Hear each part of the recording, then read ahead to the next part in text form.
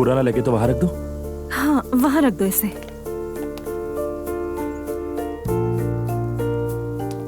शुक्रिया। मैं कह रहा था कि जब इतना दूर आया हूं तो किसी कैफे में चले। कैफे? नहीं, मुनासिब नहीं लगता। ज्यादा देर के लिए नहीं, बस कुछ खा पी लेंगे। नहीं शुक्रिया, लेकिन मुनासिब नहीं है। तो फिर किसी ऐसी जगह पर चलते हैं जहां तुम्हें मुनासिब लगे। दरअसल मैं अभी फारिग नहीं हूँ। ठीक है, मैं समझ गया।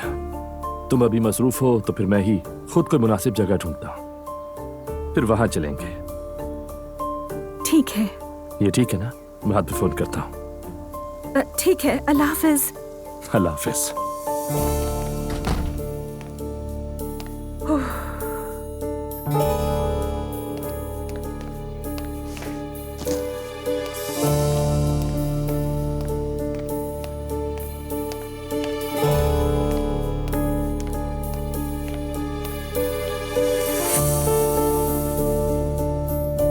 जरा नूर को तो देखो, मेरे भाई को पसंद नहीं करती और इस डिलीवरी बॉय के साथ चक्कर चला रही है।